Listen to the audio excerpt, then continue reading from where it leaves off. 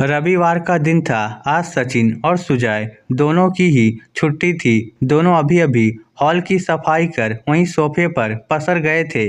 घर में ले देकर 3 जीव ही तो रहते थे, सचिन, उसकी पत्नी संध्या और शादी लायक बेटा सुजय जो गवर्नमेंट जॉब में था। एक बेटी भी है, खनक, जिसकी कुछ महीने पहले शादी हो चुकी है।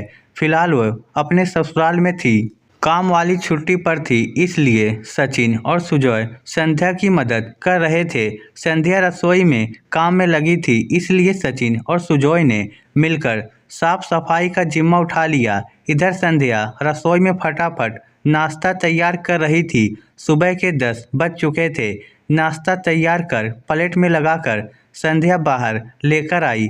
अभी तीनों मिलकर नाश्ता करने ही बैठे थे कि इतने में बेटी खनक अकेले ही घर पर आ गई। उसे इस तरह अकेले देखकर जहां सचिन बहुत खुश हुआ, वहीं संध्या का दिमाग ठनक गया। अरे बेटा, तू इस समय अचानक अकेली ही आई है? अक्षय जी नहीं आए? संध्या जी ने पूछा तो खनक बिफर पड़ी। क्या मम्मी, मैं अपने घर नहीं आ सकती? ये मेरा घर नहीं है क्या?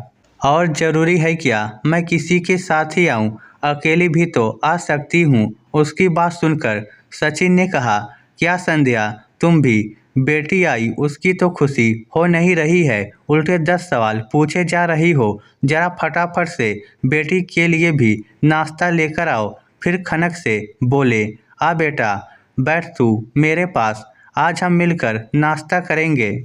सचिन की बात सुनकर संध्या रसोई में नाश्ता लेने गई। नाश्ते की प्लेट लगाते लगाते उसके दिमाग में कई सवाल चल रहे थे। बेटी की शादी कुछ महीने पहले ही हुई है। अब तक कितनी बार तो घर पर आ चुकी है, पर इस पिता के दिमाग में तो ये चीज़ बैठती ही नहीं। हर बार किसी न किसी छोटी मोटी बात पर लड़ झगड़ कर आ जाती है और सचिन हर बार अपनी बेटी का सपोर्ट करता है। सचिन शुरू से ही खनक और सुजय में से खनक को बहुत ज़्यादा चाहता था और खनक वो तो बिल्कुल पापा की परी बनी बैठी है। जिस चीज़ के लिए कह दे सचिन उसकी हर इच्छा पूरी करता। एक बार सुजय के लिए कोई चीज़ आए ना आए, लेकिन खनक के लिए तो कैसे भी करके आएगी ज़रूर। माना कि सचिन अपनी बेटी से बहुत प्यार करता है, लेकिन इसका मतलब ये थोड़ी ना है कि उसके गलत में भी उसका साथ दे। जब शादी होकर ससुराल गई थी तो उसके ठीक 7 दिन बाद ही नाराज होकर आ गई थी और बहाना क्या बनाया था कि दहेज में दिया सोफ़ा इन लोगों ने मेरे कमरे में नहीं रखा। और सचिन इतने महान पिता की अपनी ही बेटी के पक्ष में जाकर उसके ससुराल वालों से लड़ने को तैयार हो गए। इतना भी दिमाग नहीं लगाया कि खनक के कमरे में जगह बची ही कहाँ है। कोई और होता तो रिश्ता तो इतनी छोटी सी बात पर ही टूटने की बात आ जाती। वो तो खनक के ससुराल वाले इतने अच्छे थे कि उन लोगों ने खनक का कमरा ही बदल दिया, जिसमें जगह भी अच्छी थी और सोफे उसमें रखने में आ गए। कितनी शर्मिंदगी हुई थी संध्या को कि खनक ने अपनी नई नई शादी में छोटी सी बात के लिए बतंगड़ बना दिया। हर बार कोई ना कोई बहाना करके घर पर आ जाती। कभी कहती कि घर का सारा काम मुझसे करवाते हैं, तो कभी कहती घर में नौकर नहीं है। कभी कहती कि वीकेंड पर अक्षय घुमाने नहीं लेकर जाता, तो कभी कहती कि मेरे कमरे में टीवी नहीं लगा रखा। कभी कहती कि ननद पर बेवजह खर्चा करते हैं। कभी क्या बहाना तो कभी क्या बहाना। जब संध्या ने अकेले में अक्षय से बात की तो अक्षय ने कहा, मम्मी जी, मुझसे तो खनक कहती है कि मुझे पापा की याद आ रही है, उनसे मिलना है, इसलिए मैं लेकर आ जाता हूँ और यहाँ आकर ये इस तरह की बातें करती है। इसे जो भी समस्या है ये हमें सीधा सीधा बोले ना, तो उसका कोई सलूशन भी निकालें। और सबसे बड़ी बात है कि कोई चीज़ उसके मन मुताबिक नहीं होती तो बस उसी चीज़ का बतंगड़ बना देती है। कुछ समझदारी भी तो दिखाए। बस ये यहाँ आकर बोलती है और पापा जी हमसे लड़ने को तैयार हो जाते हैं। कितनी शर्मिंदगी होती है मम्मी पापा को। और मुझे, आखिर मैं भी इकलौता बेटा हूँ। मेरे माता पिता को मुझसे भी तो उम्मीद होगी।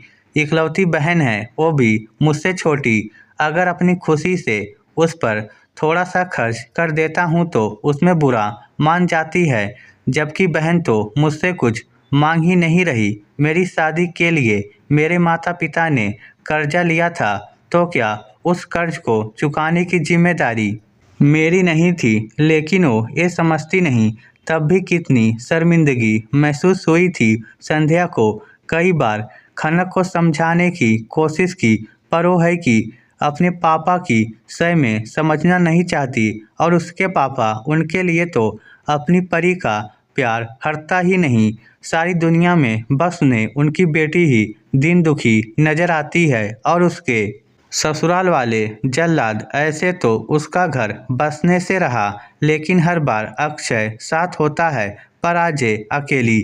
जरूर कोई न कोई बात हुई होगी। सोचते सोचते ही संध्या ने प्लेट लगाई और नाश्ता खनक को देने के बाद वहीं बैठकर नाश्ता करने लगी। साथ ही साथ बेटी के चेहरे के हाव भाव को पढ़ने की कोशिश करने लगी।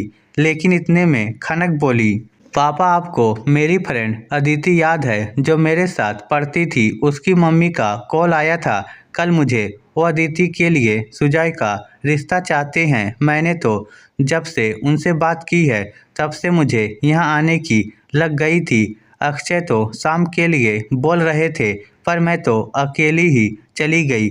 उसकी बात सुनकर संध्या को थोड़ी तसल्ली हुई और मन ही मन खुशी हुई कि हे भगवान, चलो कोई बड़ी बात नहीं है। अरे पर वो तो बहुत अमीर लोग हैं, उन्हें तो एक से बढ़कर एक रिश्ते मिल जाएंगे, फिर वो यहाँ शादी क्यों करना चाहते हैं? संध्या ने कहा, क्या मम्मा, आप भी अमीर हैं तो क्या हुआ? सुजय में क्या कमी है? अच्छी खासी गवर्नमेंट जॉब में है। इसके लिए तो एक से बढ़कर एक रिश्ते आएंगे ही ना। अच्छा खासा दहेज देने को तैयार हैं, और आपको पता है उसके पापा उसकी हर ख्वाहिश पूरी करते हैं। वो जिस चीज़ के लिए कह देती है वो शाम तक उसके हाथों में होती है। उसके पापा ने बिल्कुल उसको परी की तरह पाला है, जैसे मेरे पापा ने मुझे पाला है। खनक अपने पापा के गले में हाथ डालते हुए बोली, मुझे किसी पापा की परी को अपने घर की बहू नहीं बनाना। संध्या जी ने कहा तो सब हैरान हो उनकी तरफ देखने लगे। क्यों मम्मा, इतना अच्छा रिश्ता तो है, क्यों मना कर रहे हो? कोई बेटी के पापा उससे इतना प्यार करते हैं तो इसमें गलत क्या है? खनक ने तुनकते हुए कहा, देख बेटा, प्यार करना अच्छी बात है, पर अंधा प्यार करना गलत है। मुझे ऐसी कोई आफत अपने घर में नहीं लानी जिसके कारण कल को मुझे शर्मिंदा होकर सिर झुकाकर बैठना पड़े। आप कहना क्या चाहती हो? मुझे तेरे सास ससुर और तेरे पति का चेहरा अच्छे से याद है, जब उनके घर में एक पापा अपनी परी के लिए लड़ने के लिए पहुंचते हैं, बिना ये सोचे कि उनकी परी भी गलत है। मुझे तेरी उस ननद का चेहरा याद है जो उम्र में तुझसे 8 साल छोटी है, स्कूल में पढ़ती है, लेकिन उसका भाई उस पर थोड़ा सा खर्चा कर देता है तो उसकी पत्नी बुरा मानकर अपने मायके आकर बैठ जाती है, और बजाय अपनी परी को ये बात समझाने के उसके पापा उसके पति की हालत टाइट कर देते हैं। मुझे तेरे उस पति का चेहरा बहुत अच्छे से याद है, जिसकी पत्नी उसकी पत्नी न होकर अभी तक अपने पापा की परी बनी हुई है। जब उसके पापा उसके पति को 10 बातें सुना रहे होते हैं तो उसकी पत्नी का थोड़ा सा भी स्वाभिमान नहीं जागता। संध्या की बात सुनकर सचिन बोला, क्या बकवास कर रही हो तुम? मेरी बेटी पर बैठे बैठे कटाक्ष कर रही हो। सच हमेशा कटाक्ष ही लगता है। यही बात तो आप हर बार कहते हो अपनी बेटी के ससुराल वालों से। इससे पहले कि सचिन या खनक कुछ कहते, सुजॉय ने कहा, हाँ, मुझे भी पापा की परी नहीं चाहिए। मुझे ऐसी पत्नी चाहिए जो मेरे कदम से कदम मिलाकर चल सके, मेरे घर को अपना घर समझ सके, मेरे मम्मी पापा को अपने मम्मी पापा समझ सके। इस तरह की बार बार की टेंशन तो मुझे भी नहीं चाहिए। एक तो मेरी बेटी तुम्हारे लिए रिश्ता ढूंढ कर लाई है, और ऊपर से तुम।